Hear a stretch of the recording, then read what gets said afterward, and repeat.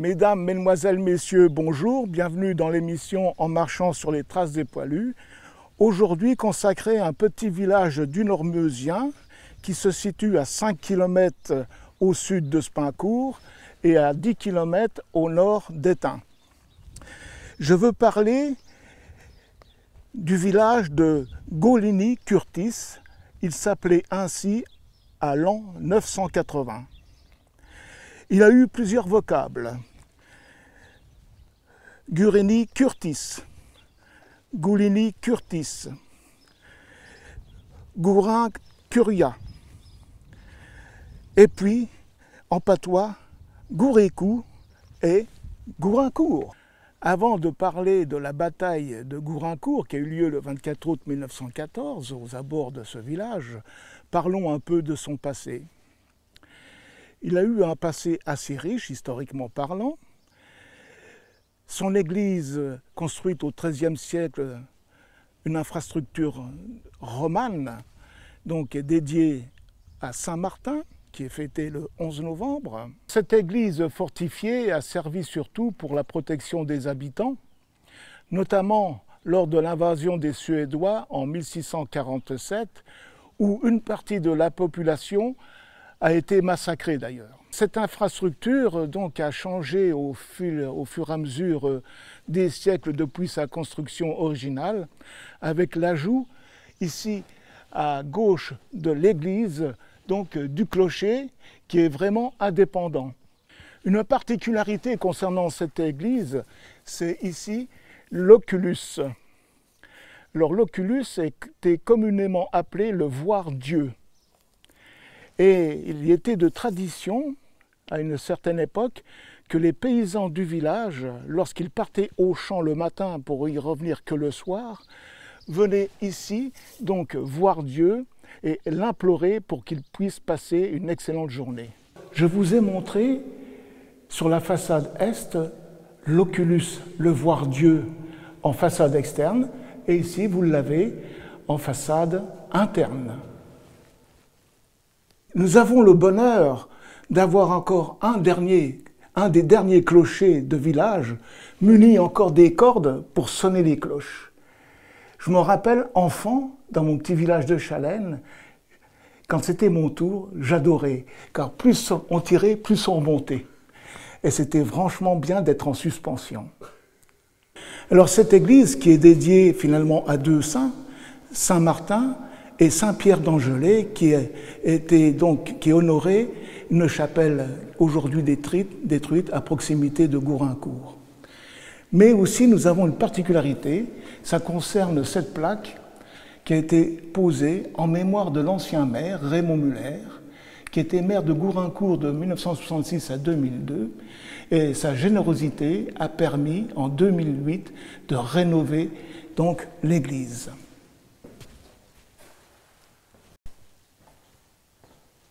Alors ce village atypique, pour ainsi dire, conserve, les maisons ont conservé les linteaux sculptés et datés. Ici vous en avez un exemple, 1845, de la construction de cette maison. Et il y a même des maisons qui ont été construites au XVIIIe siècle d'ailleurs.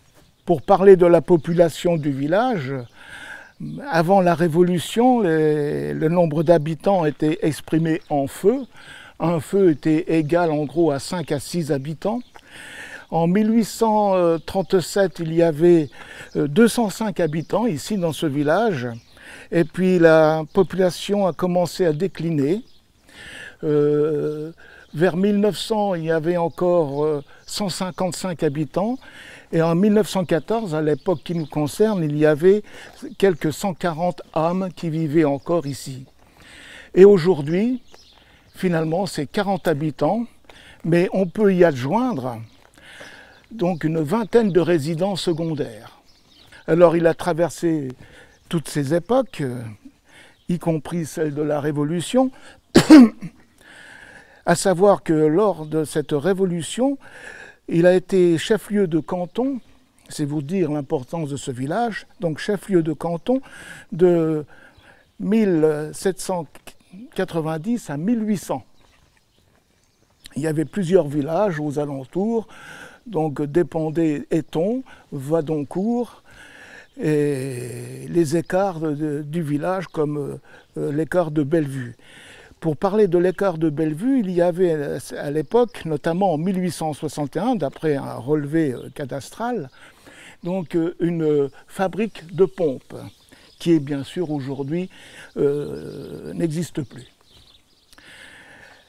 Pendant la Révolution, ici, il y avait un juge de paix qui se nommait Monsieur Perrier et qui a été guillotiné en 1793. Puis, je vais vous parler aussi d'une petite anecdote concernant un certain monsieur qui se nomme Maxime de Gouraincourt. Cette vieille maison que nous avons ici face à nous, elle a été construite à l'emplacement de l'ancien château de Gouraincourt. Et vous pouvez remarquer qu'il y a une pancarte indiquée Maxime de Gouraincourt, rue Maxime de Gouraincourt. Alors pourquoi? C'est là l'anecdote finalement du village. Maxime de Gouraincourt était un président de tribunal judiciaire de la région parisienne qui a fait don d'une petite fortune au village de Gouraincourt, mais simplement, il s'est trompé. Ce n'était pas le bon Gouraincourt. Le bon Gouraincourt à qui était destiné cet obol se trouve en Meurthe-et-Moselle et, bien sûr, écrit avec le même orthographe. Voilà. Alors, quand le maire du Gouraincourt meusien a reçu cet obol, c'était quand même un petit événement qu'il ne fallait pas laisser passer. Alors, il a pris cet argent pour rendre donc service à la population en effectuant des travaux de voirie. Une autre anecdote concernant cette petite commune, vraiment historique, celle-ci aussi, c'est cette inscription à la mémoire du jeune Joseph Bailly, qui s'est noyé à l'âge de 5 ans dans les environs, et l'inscription date de 1782, voyez-vous. Dans ce village pittoresque, donc, je vous montre encore un linteau sculpté ici avec des outils. Dans cette maison était censé habiter un compagnon. Les compagnons, vous savez, ceux qui se déplacent dans toute la France pour travailler. Et maintenant, je vais vous parler de la bataille de Gouraincourt, qui est une bataille, disons, pour tenter de freiner l'avance allemande. Et elle a été menée, cette bataille ici, par le 302e régiment d'infanterie. Auparavant, un petit historique du 302e régiment d'infanterie. C'est le régiment de réserve du 102e régiment d'infanterie. Son dépôt est à Chartres. Après la mobilisation et s'être équipé avec quelques jours d'instruction, de remise à niveau, il embarque le 9 août 1914 à Chartres pour se rendre à Consenvoie. Le 22 août, ils reçoivent l'ordre de revenir sur le secteur d'Étain, notamment dans la zone de Foix-Emex. Et là, à peine arrivés, qu'une alerte arrive et ils doivent se rendre de toute urgence au village de Gouraincourt, où la menace allemande se fait grande.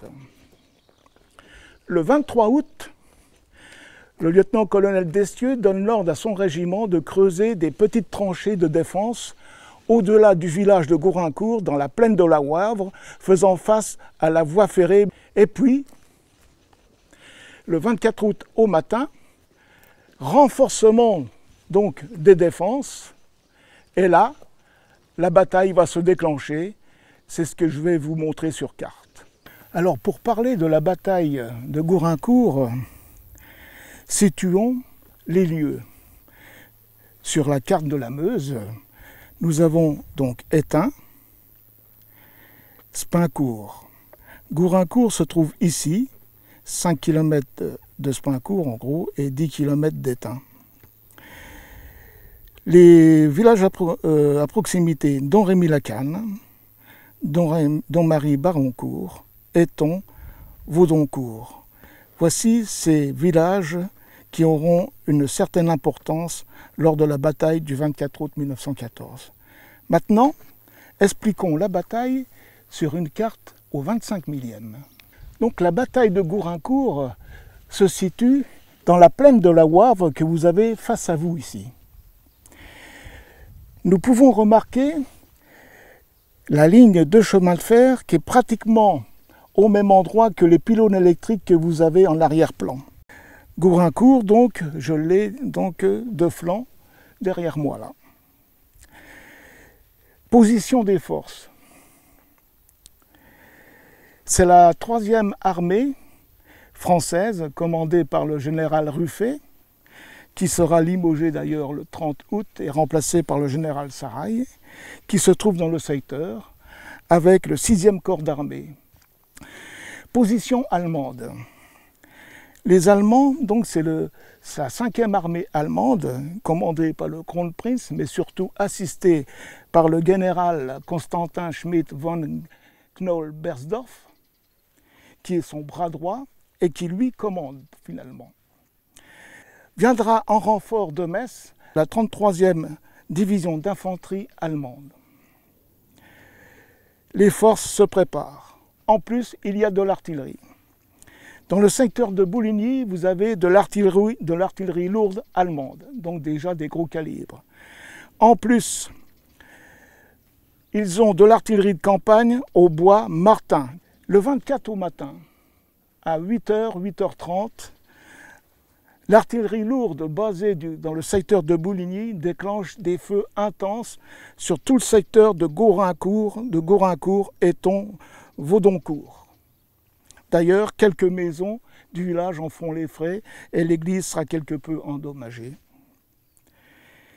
Ils vont tirer. À 10h, prend le relais les batteries de campagne installées par les Allemands au bois Martin. L'artillerie se tait vers 16h30, 17h. C'est l'assaut allemand. C'est l'infanterie allemande qui sort du bois Martin et qui, par bonds successifs, approche des lignes françaises. Elles arrivent à hauteur de la ligne de chemin de fer qu'ils vont traverser, s'abriter en ligne de crête, et ils vont arriver en gros à 500 mètres des lignes françaises. Et c'est à ce moment-là que le lieutenant-colonel Destieux donne l'ordre de tir. Les Allemands sont surpris car jusque maintenant ils avançaient un peu comme dans le du Gruyère. Et là, finalement, ils s'aperçoivent qu'il y a de la résistance française. Ils stoppent, ils arrêtent. Non seulement le lieutenant-colonel Destieux donne l'ordre de tir, mais il donne l'ordre également de monter à l'assaut des Allemands. Donc le 302e régiment d'infanterie repousse les Allemands jusqu'à la voie ferrée. La voie ferrée étant atteinte, vers 18h,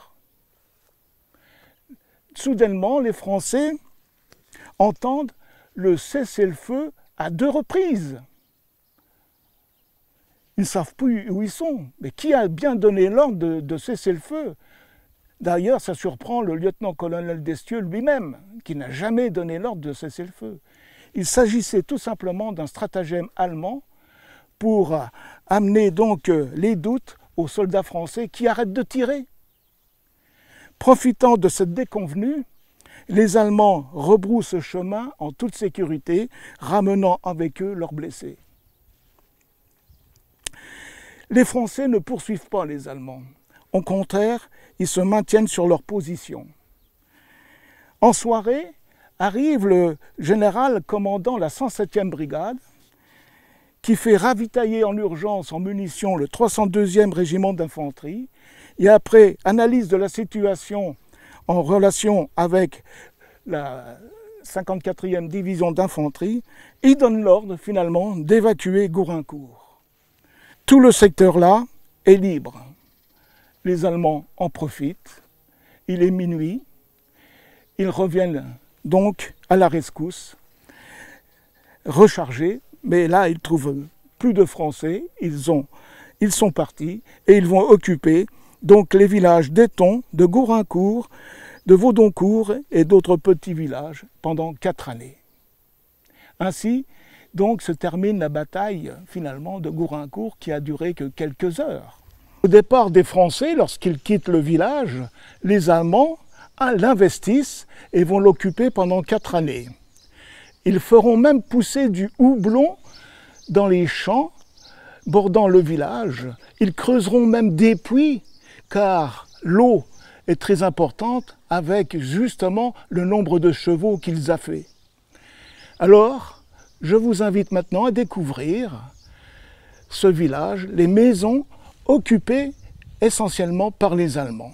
Alors, retournons un peu au château de Gouraincourt, qui, à l'époque, en 1914, servait de messe officier à la garnison allemande de Gouraincourt.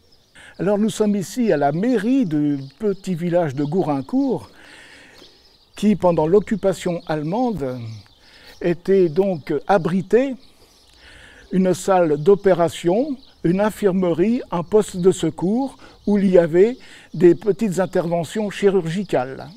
À l'endroit où nous sommes actuellement, à côté donc de l'infirmerie et du poste de secours, étaient les cuisines pour la garnison allemande.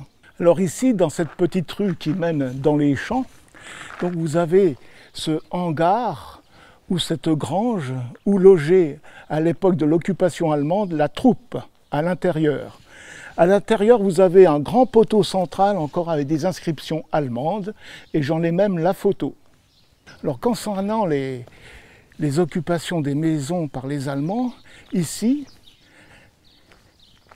vous aviez dans cette grosse bâtisse l'hôpital et également maison de repos. Ici, derrière moi, derrière cette grille, qui dit hôpital, bien sûr, des gens mourants. Et ces gens mourants étaient probablement ici, inhumés derrière moi, dans ce champ. Ici, à cet emplacement, il y avait à cette époque une maison qui servait de cinéma pour la troupe. Durant les 4 ans de l'occupation allemande au village de Gouraincourt, un soldat se détache parmi tant d'autres. Il s'agit du dessinateur Oskar Freund, qui a parcouru tout le secteur de Gouraincourt, même les villages avoisinants, et pourquoi pas éteints, où il a effectué quelques dessins. Ces dessins sont finalement un très beau témoignage de la présence allemande et surtout la sienne. Et son petit-fils viendra ici en 1993 avec les dessins de son aïeul, se rendre compte sur place donc du village de Gouraincourt et sans doute aussi des écarts comme La Folie, comme l'écart de Bellevue, comme Vaudoncourt, comme Éton, comme aussi Audincourt-le-Haut. Voilà, donc tous ces villages environnants de Gouraincourt où Oskar Freund a dessiné. Nous voici dans cette belle église de Gouraincourt dédiée à Saint-Martin. Alors après avoir parlé des principales infrastructures occupées par la troupe allemande, figurez-vous que de temps en temps, il venait ici avec un aumônier assister à une messe. Alors, il y a des témoignages écrits dans cette église qui sont même très bien dissimulés et je suis sûr pratiquement inconnus du grand public. Ces témoignages écrits, nous les avons ici, derrière l'autel, encore lisibles. J'espère qu'ils ne s'effaceront jamais. Parmi ces inscriptions, on en trouve encore des lisibles, par exemple le mot Berlin. C'était inscrit ici le 1er avril 1916. Le nom d'un soldat, probablement, Karl Stein, à la date du 14 août 1917. Ici, une autre inscription également, effectuée aussi le 14 août 1917. Ça, ce sont des témoignages qu'il faut préserver à tout prix. Dans ce village, il n'y a pas de monument aux morts pour les enfants qui ont été tués pendant la Grande Guerre. En revanche, il y a une plaque ici, sur cette façade, donc à la mémoire des combattants du village de Gouraincourt. On retrouve également aussi ces inscriptions sur la façade de la mairie.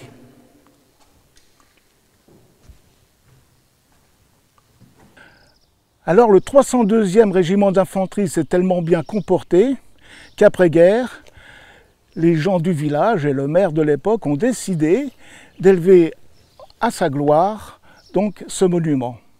Ce monument, il y a une anecdote. C'était d'abord un monument dédié à la gloire d'un régiment d'infanterie allemande. Il se trouvait dans le secteur de Remenaucourt, à côté de Sermaises-les-Bains, dans le sud du département, à proximité de la Marne. On peut remarquer encore le symbole allemand, la couronne de feuilles de chêne.